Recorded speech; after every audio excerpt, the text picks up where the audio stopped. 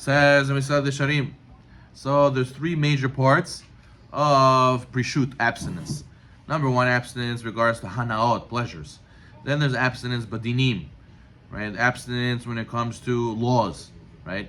The Hasid, what does a Hasid do? Hasid does, when there's a mahloket, he wants to fulfill all the opinions. Tzaddik, what does he say? I have what to rely on. Technically, I can follow this. I'll go to Shamayim, I'll tell Hashem, listen, I didn't do whatever I wanted, I follow this opinion. If you have a problem, you have a problem with this rabbi. You know, this rabbi said I'm allowed. Right? Let's say the Ben Shai says it's allowed, or Avaya says it's allowed. I follow him. But then a Hasid, what does a Hasid do? He wants to do beyond the letter of the law. What does he do? No. If someone argues, I want to be strict. I want to follow all the opinions. Arizal says Neuzah, I'm going to keep what the Arizal says. You should know, Ravadi Allah Shalom, he himself gave a lot of leniencies, right? He never followed them. He himself was strict, even the Chumrot Arizal. He himself was strict for himself. For other people, no problem. He gave it to them. But, you can't be strict for other people. Be strict for yourself. He's a chassid like that. If someone argues, they say, it's a very simple example, right? Mashal. Guy brings you a cup of water. We were all in the desert looking for water, right? The guy brought you a bottle of water. He says, here, take this. He says, okay, it's good, it's clean. He says, I asked 10 people. 9 people said clean, 1 guy said poison. You would drink?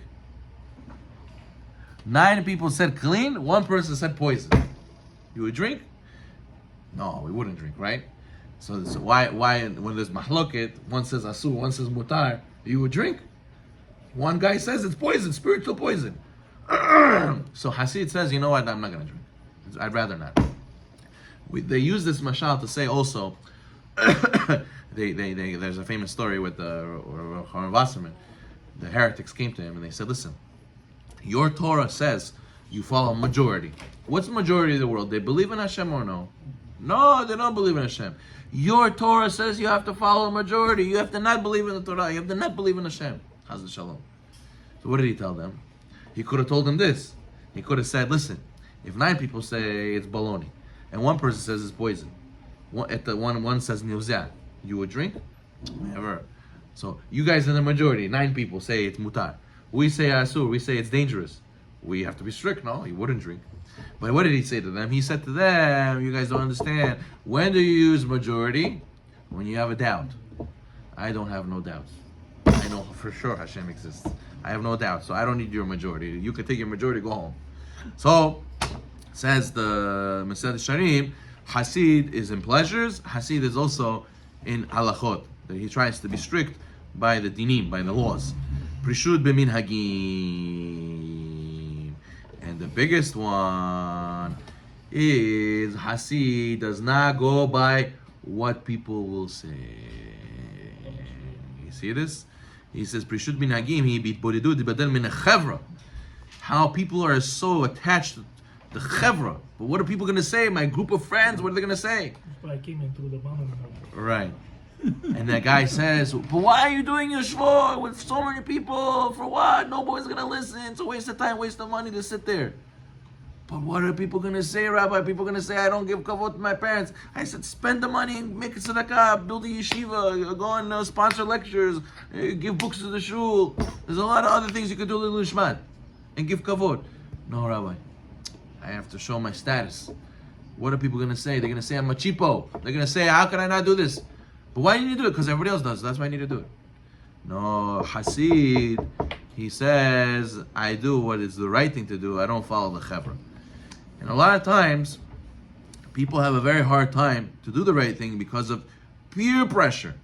Peer pressure. Because everybody else does it. If a person sticks to his guns, knows this is the right thing to do, better I should be shoteh in this world. But they'll be the shoteh in Olam Haba. They will realize in Olam Haba, wow, this guy was right. Wow, we should have listened to him. Wow, he's so smart, he didn't do what we all did. We all were fools. And a person who's a Hasid, he goes and he says, listen, I know 1 + 1 = 2. And you guys all telling me 1 + 1 = 3. You guys are sick. You guys are nuts. And therefore, if you are struggling with peer pressure, you know what that means? That means you don't really know 1 + 1 = 2. You also think maybe it equals 3. So therefore, that's why you have to learn and become a Hasid to get to that level where It's clear as water. It's black and white. I know exactly that 1 + 1 = 2. This halakha is this way, and this is what I'm supposed to do, and therefore nobody can shake me. And if you are getting peer pressure from your friends to do bad things, let me tell you something. Maybe you should change your friends. Maybe you should change your friends. Some people, they chozer b'tshuva, and they want to still have the same friends from then. And he says, what? Rabbi, I don't smoke weed. I don't go to, these kind of places and do these kind of bad things. But my friends do. But I don't do that, Rabbi. I stay clean. I stay out of that harm's way. I don't curse. All my friends curse. They have a dirty mouth. They have a toilet for a mouth. But me, no, never. I would never speak like that. I'll never do that. What are you doing? What are you doing? The Rambam says, show me who your friends are. I'll show you who you are. Peer pressure. If you get locked into the wrong people, you'll never be able to be a true proper chassid.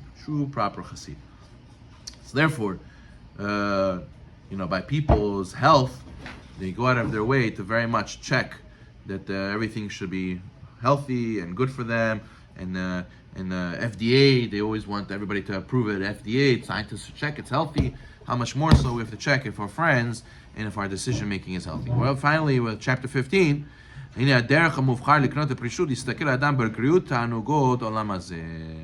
a big way to be able to overcome all these things is to realize that this world is temporary.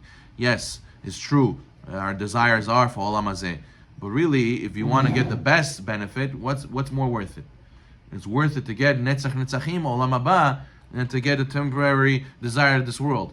That's why the whole thing boils down to play now and pay later, or pay now and play later. That's the whole. Do you invest short game or you invest long game?